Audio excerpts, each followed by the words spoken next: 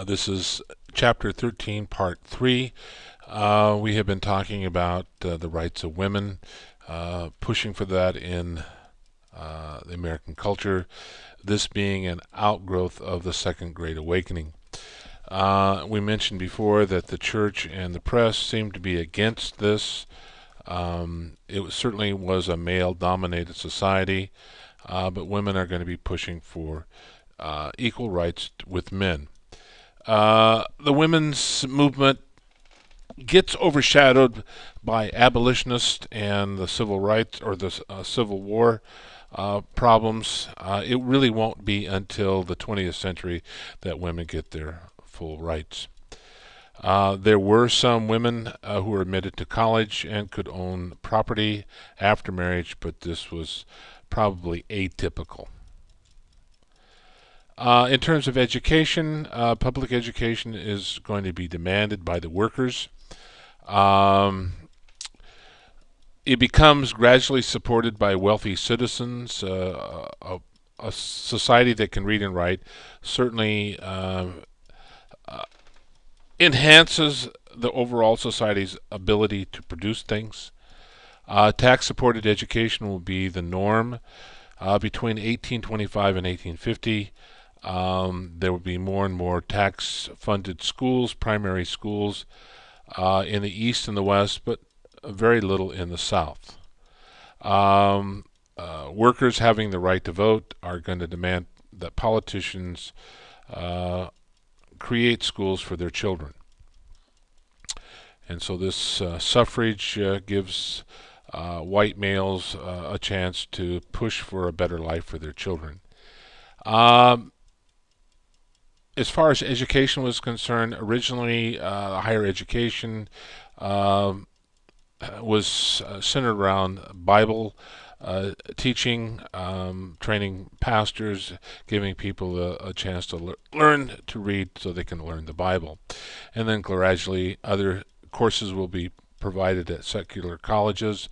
Um, Massachusetts will lead the way in terms of educational reform, and they'll be the first state to establish tax-funded local public schools. Even today, Massachusetts leads the nation in SAT scores and the quality of students coming out of their high schools. By 1860, almost every state offered free publication education to whites, and we'll have a high literacy rate in the United States.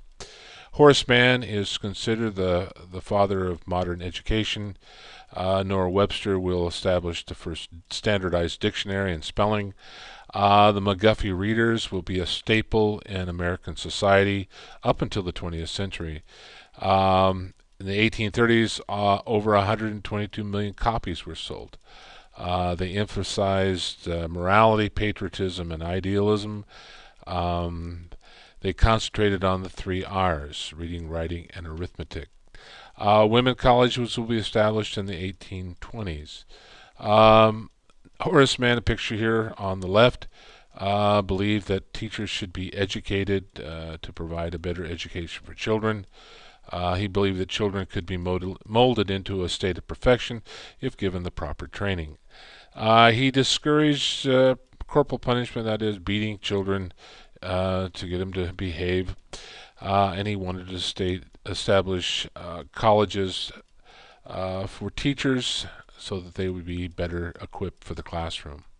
Here shows Noah Webster, standardized dictionaries. The McGuffey Readers certainly were a staple in American education, and they stressed the three R's. As far as some women educators that you might want to just catalog: Emma Willard, Mary Lyons, each in their own right. She established a female seminary school. Emma Willard and Mary Lyons, first college for women. Pretty significant move. Um, some of the other reforms for this insane. Dorothea Dix is somebody who appears quite frequently on the AP exam. She pushed for better treatment for the mentally disturbed. Up until the reforms that came out of this period, the insane were thrown in with criminals. Um, she establishes 15 states will create new hospitals for the insane, and this will be because of her work and others trying to be more humane to the people who were insane. Um, as far as prison reforms are concerned, Quakers are going to be the leaders in this. They believe that people should be rehabilitated so they can come back into main society and be productive people. Didn't necessarily believe that prison was a place for punishment. Debtor prisons will be eliminated, mainly because a push from the working white males. American Peace Society gained some strength, but seems to be somewhat overshadowed when the Civil War approaches. Here's a picture of Dorothea Dix. Not only was she the first in terms of the reforms for the insane, but also penal reforms.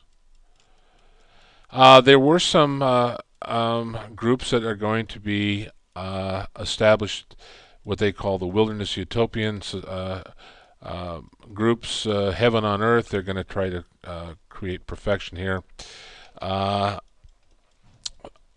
These various reformers set up more than 40 communities working as cooperatives or sort of under a communistic format, all for one, one for all, everyone treated equally.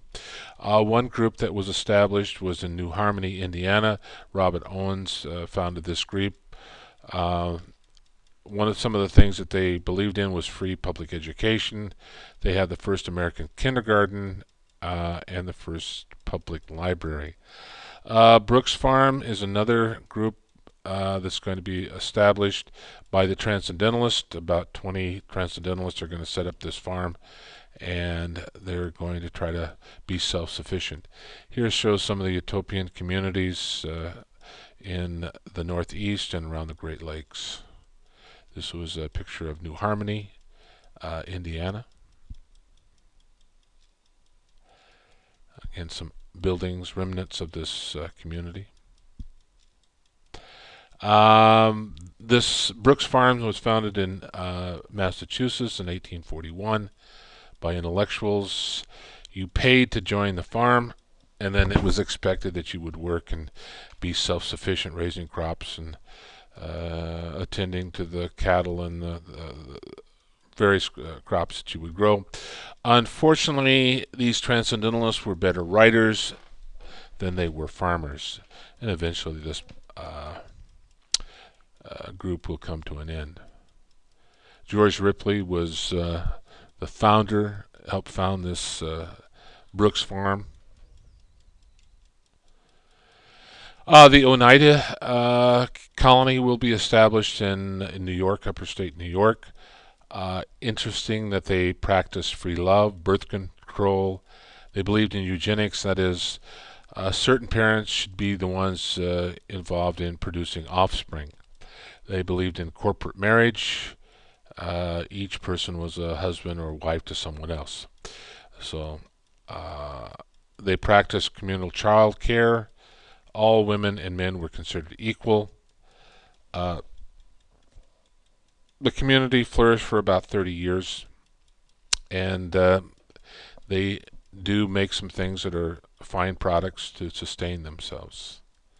This shows Knowles. He founds the Oneida community.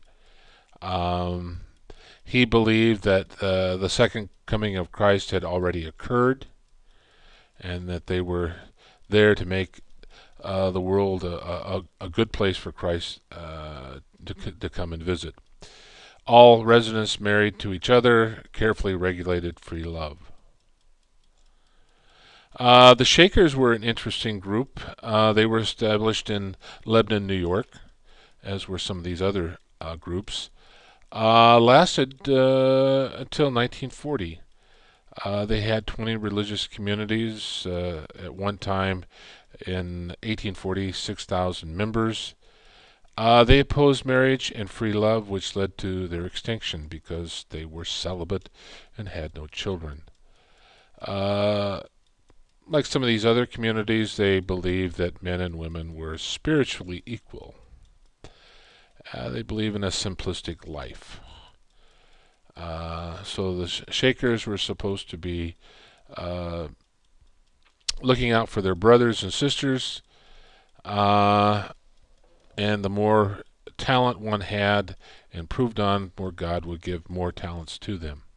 This shows a committee or a meeting of the Shakers where they danced, men on one side of the room and women on the other. They believed in chairs, but not to lounge on. They would be hung up until you used them to eat with. Uh, these communities depended on new members to sustain them, and when they ran out of new members, they sort of died out. The Omana community was another group that was founded. They believed that the millennium was imminent, that Christ would reign on earth for 1,000 years, which is kind of interesting. This group also was known for manufacturing various things. Um they This community practiced uh, polygamy. Uh, Women better off in the U.S. and Europe, especially in the frontier, when women were a little bit scarce. Uh, Increased the number of women avoiding marriage was about 10% in the 1860s. Women did work outside the home. This shows a picture of Brigham Young and his wives, the Mormons. We talked about them earlier. Uh, Most women left their jobs upon marriage. The cult of domesticity glorified the traditional function of a homemaker, and women were largely responsible for influencing the morals and training of children. Most marriages based on love, not arranged. Families are going to go smaller. Contraception will be practiced and discussed but seldom discussed publicly. Children raised to be independent and moral individuals, and this is up to um, the women in the family. And we'll stop there, and we'll pick this up next time.